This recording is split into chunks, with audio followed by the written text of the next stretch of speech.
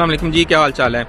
आज पुर्तगाल का जो है वो सीरीज़ हम लेकर आ गए हैं। पहली एपिसोड, पहला जो उसकी किस्त है वो मैं लेके आया हूँ, क्योंकि ये बहुत बड़ा टॉपिक है, इसके ऊपर कुछ वीडियोस बनाना पड़ेंगी। पुर्तगाल जो है वो इस वक्त यूरोप में सेटल होने के लिए सबसे बेस्ट ऑप्शन है।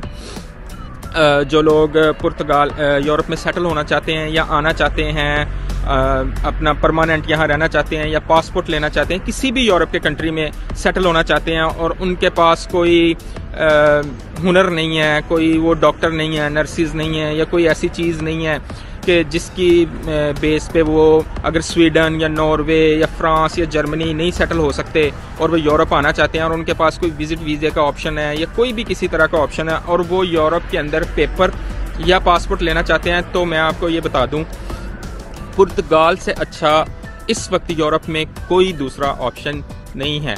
और ये मैं आपको पूरी रिसर्च और पूरी जो है वो ऑनेस्टी के साथ बता रहा हूँ। तो और दूसरी बात ये है कि पुर्तगाल एक वाहिद ऐसा कंट्री है जो लीगल इलीगल अब किसी भी तरीके से पुर्तगाल में आ जाते हो तो आपको वो किसी भी वीज़े के ऊपर किसी भी रास्ते से, बस पे, ट्रेन पे, कश्ती पे, जहाज़ पे, किसी भी चीज़ पे, किसी भी रास्ते से, किसी भी वीज़े पर आप पुर्तगाल में पहुंच जाते हो। आपको पुर्तगाल पेपर्स भी देता है, आपको वो रेजिडेंसी कार्ड भी देता है, आपको पासपोर्ट भी मिलता है।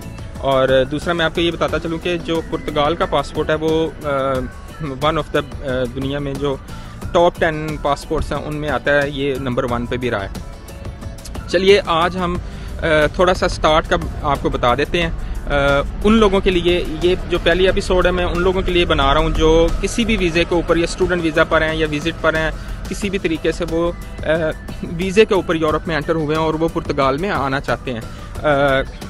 कल की जो दूसरी वीडियो होगी उसमें मैं उन लोगों के बारे में भी बताऊंगा कि जिनके पास कोई वीज़ा नहीं है, वो किसी भी दूसरे तरीके से यूरोप में पहुँचे हैं।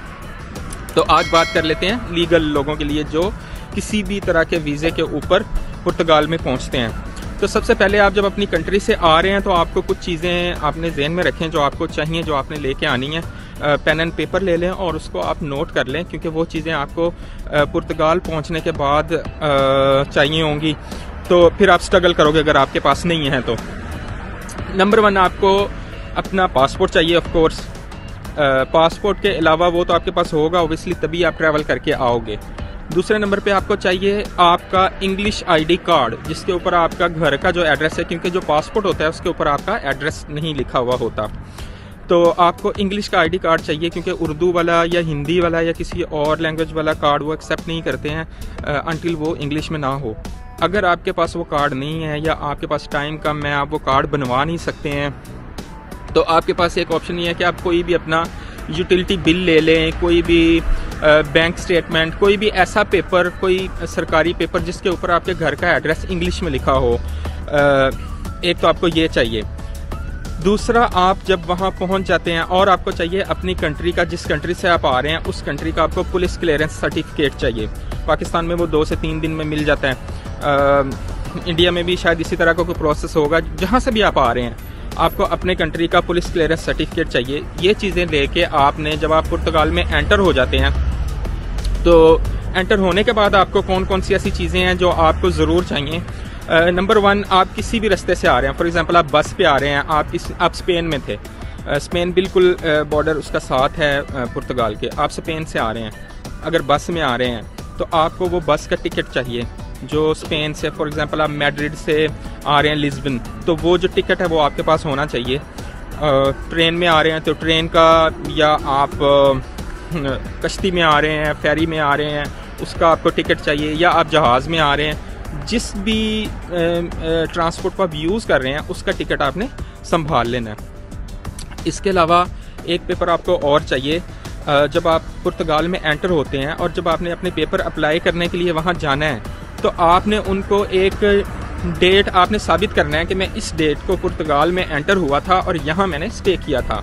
तो स्टे के लिए आपको ऑब्वियसली होटल का एक पेपर चाहिए, जिस होटल में आप ठहरे हुए हैं, या जब आप पहुँचे तो आप होटल में ठहरे।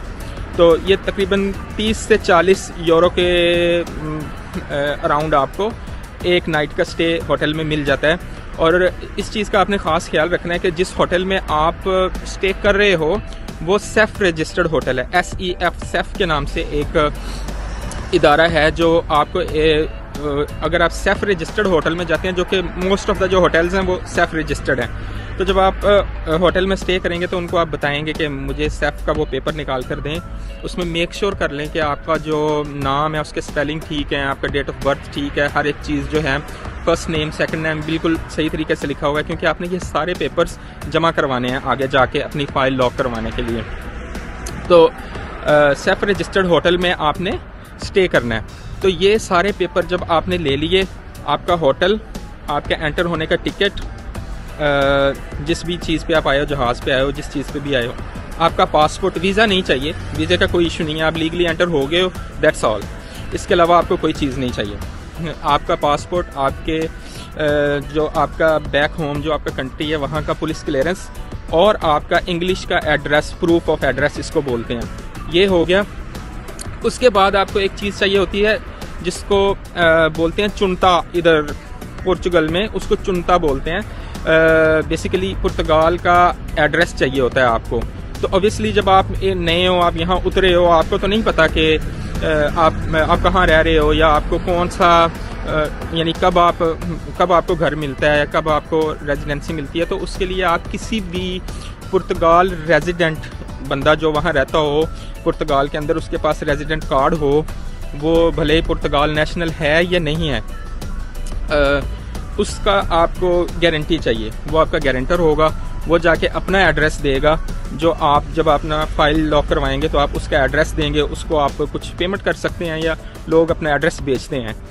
तो जब ये सारा कुछ रजिस्टर्ड हो जाएगा तो ये मैं आपको बता देता हूँ कि वो एड्रेस बाद में आपको घर मिल जाता है। आप अपने एड्रेस पे चेंज करना चाहते हो तो 180 दिन होते हैं, तकरीबन 6 महीने बाद आप अपना एड्रेस मूव कर सकते हो। ये सारी चीज़ें जब आपके पास आ गई तब आप जाओगे टैक्स ऑफिस, फाइनेंस ऑफिस उसको बोलते हैं, अपना टैक्स नंबर लेने के लिए। पुर्तगेज़ी में उसको बोलते हैं नुमेरो फिस्काल। तो ये नुमेरो फिस्काल लेने के लिए आपको टैक्स ऑफिस जाना है, फाइनेंस ऑफिस भी उसको बोलते हैं। वहाँ आपने जाना है और वहाँ ये सारी चीज़ें दे के आपने अपना टैक्स नंबर ले लेना है। इसके बाद 1-2 प्रोसेस और भी हैं, आपको सोशल सिक्योरिटी नंबर भी लेना होता है। तो ये सारी चीज़ें जब आपके पास कंप्लीट हो जाती हैं तो फिर आपकी फ़ाइल जो है वो जमा हो जाती है अपना पुर्तगाल में वीज़ा के लिए, जो कि आप फिर बाद में अपना टैक्स जमा करवाते रहते हो। और उसके बाद आपको एक चीज़ और चाहिए, आपको वर्क कॉन्ट्रैक्ट चाहिए, और वो बहुत ज़रूरी है। तो क्योंकि जो आपका एम्प्लॉयर होगा वो आपकी सैलरी में से आपका जो टैक्स है वो काट के जमा करवाता रहेगा वहाँ पर, जिसकी बेस पे बाद में आपको फिंगरप्रिंट्स होंगे और आपको रेजिडेंसी कार्ड मिलेगा। तो ये मैंने आपको रिक्वायरमेंट्स आज बता दी हैं।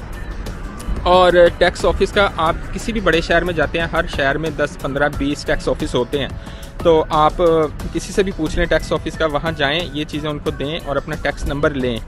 टैक्स नंबर लेने तक मैंने आपको बता दिया। दूसरी जो एपिसोड है उसमें मैं आपको ये बताऊंगा कि जो लोग बिना किसी वीज़े के एंटर हो रहे हैं वो कैसे ये प्रोसेस कर सकते हैं। और मैं आपको इसके अगला जो है प्रोसेस कि आप सोशल सिक्योरिटी नंबर कैसे लेंगे और अपनी फ़ाइल कैसे जमा करवाएंगे और आप वर्क कॉन्ट्रैक्ट कैसे लेंगे।